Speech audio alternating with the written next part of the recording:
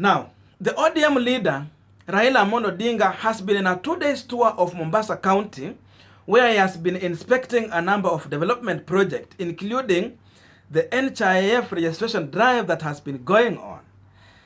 Day later, the Siaya Senator James Orengo and Otiende Amolo joined Raila Odinga. And this is coming at a time when the Court of Appeal has been listening to the BBI case. Then the judges retweeted to go and write the ruling, a judgment that they have promised to deliver to Kenyans on August 20th. That means next month.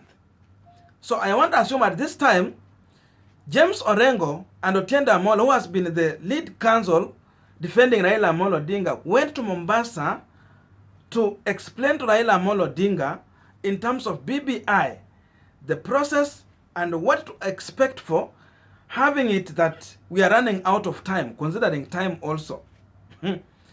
Now, at the same day, I'm coming to learn that most of these NASA principals are doing a number of mistakes, including even Raila Odinga, when they are going ahead to mention things to do with corruption. How they're going to deal with the corruption going forward in 2022 general election. So there are two things I want to explain to you here. The corruption issue and the Otiende Amolo and James Orengo meeting with Raila Odinga. But before I go deep into that, you might be watching me for the first time and you have not yet subscribed to this channel. My humble request is please consider subscribing so that any other time, once we come out with a video like this one, you will always get notified. And to everyone who have subscribed, I must say thank you so much for your unconditional support. Actually, the more you subscribe to this channel, the more you help us to reach more people. Again, to all the returning subscribers, thank you so much for coming back again. Now, let us get back to our discussion. So the way I have put my headline, in my view, I believe that Otiende Amolo and James Orengo, when they went to meet Raila Odinga, maybe they went there to try and explain to him what to expect in the ruling, and anyone can read into this. But again, give other available alternatives. Because having it in mind, when these judges say that they're going to deliver the ruling on 20th of August, this means that the ruling is coming just 1 year to the next general election, considering the Constitution of Kenya. That means in 2022, August, we will have another election. So this means, considering timeline, it means that BBI, in case even if the court will rule in favor of Raila Odinga and President Uhuru Kenyatta, these individuals have already run out of time. So it is not going to be very easy to go into a referendum just 1 year to the next general election. That is another fact here. And even take it this way. Even if the court will rule in favor of Raila Odinga again and President Uhuru Kenyatta, again another hurdle here is that the other side are not going to sleep or even just accept it that way. These individuals also might go and appeal that case in the Supreme Court. So that means that the case is still going to continue. Maybe it might be delivered again after another 2 months. So that one means we will be in October or November going to December. So that one means the BBI case is not going to rest anytime soon. The struggle is still going to go on until to the Supreme Court. And considering time, it is clear that we cannot have a referendum 1 year to general election or on the same year going to the general election. So that, in my view, is a bad news to Raila Odinga. Again, I'm also asking myself, 3 years away from handshake, why did President Uhuru Kenyatta just wait short time to the next election, then they want to implement the 9 agendas zile Raila amekuwa akituambia in the Building Bridges Initiative and the handshake? These people could have moved on 6 months after the handshake to try and implement these issues. But they have been drilling this thing just next to the general election, then they want to implement it. Was President Uhuru Kenyatta sincere in his handshake and the referendum to change the Constitution of Kenya? That's my question that I've never got an answer up to now. So Orengo can tell public anything when he's attending rallies, but the time when he's with Baba, I'm sure he has to tell him the truth. So I'm sure Orengo has told Baba the truth that BBI, maybe we look for another way to fix it.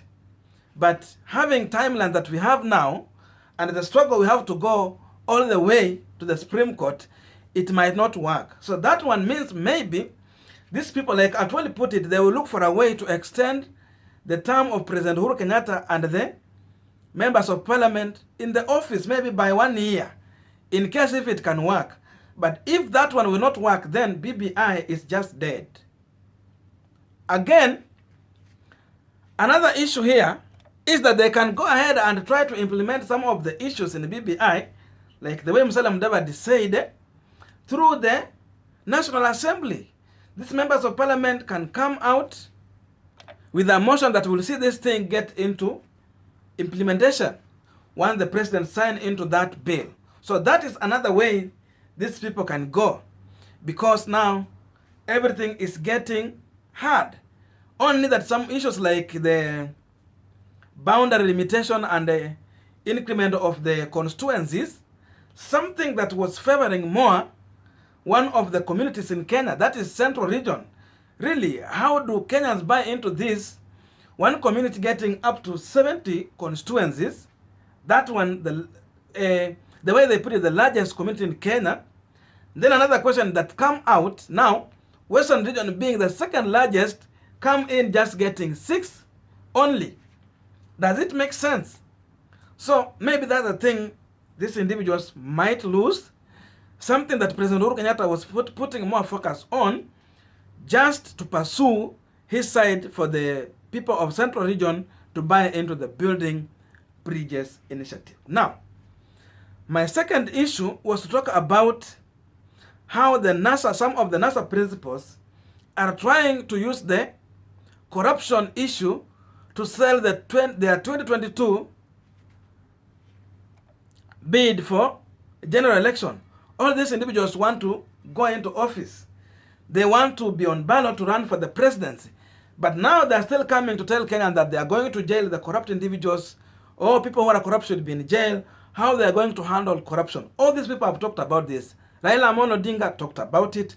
Kalonzo Musyoka, when he was in a church somewhere in Ukambani huko, aliongelea hiyo, and Musalia Mudavadi talked about how he's going to deal with corruption. That issue might not sell to Kenyans as of now, in my view. So, many Kenyans who are a majority everywhere believe that politicians are thieves. All these politicians, according to Kenyans, they are thieves. Churches have become business like any other business outside there. So you won't win churches by telling them not to take corrupt money. That is the truth of the matter. So during this pandemic time and hard time that we have had, the only thing that these politicians, if they want to succeed, let them keep on selling hope to Kenyans.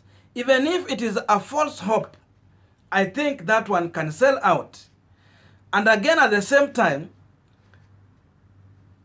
Raila Odinga, Musalia Mudavadi, Kalonzo Musyoka, these individuals, and even Senator Masika Wetangula, if you want to be a president, they should always try to carry some cash when they are going to sell this hope to Kenyans, the same way other individuals are trying to do out. If they are going to fail to do this, my friend, that corruption thing is not going to sell out. Kenyans need someone who is going to give them hope, try to explain to them how you are going to revive the economy. The way Musalia Mudavadi said about now tax going into kitchen, I think that one is selling out. Tell them how you are going to reduce taxes. That one can work out. But narrative of corruption issues, going empty-handed to these civilians there, trying to explain to them, I think no one is going to give their time to these individuals. So they should abandon that issue from their campaign. It is not going to sell out. This youth just need hope. So thief narrative, again also, it is not going to sell out anywhere.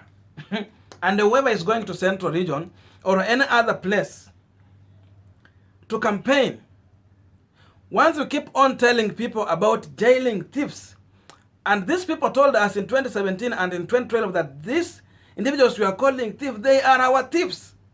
And in real sense, they voted for them. So the narrative should change in case these people want to be serious, going to the ballot, appreciating the kind of people that they are going to address outside in their rallies. So thank you so much for listening to me up to this far. I have talked about the Building Bridges Initiative case, and now the issue to do with the corruption and the campaign narrative these people should appreciate going forward. Tell me in the comment section, where do you see BBI from now and going to 2022 general election? How will it be implemented? Try to explain to me in the comment section. Maybe you will help me more if you are disagreeing with me. And if you are agreeing with me, tell me what do you think about it. Again, also, how do you see these NASA principles going forward in 2022 general election? Are they really packaging their campaign narrative in a good way that Kenyans might receive it, buy into it, or these leaders are just messing up going to 2022 general election? Tell me in the comment section. And now, again, guys, if you have reached this far, it means you have enjoyed this video.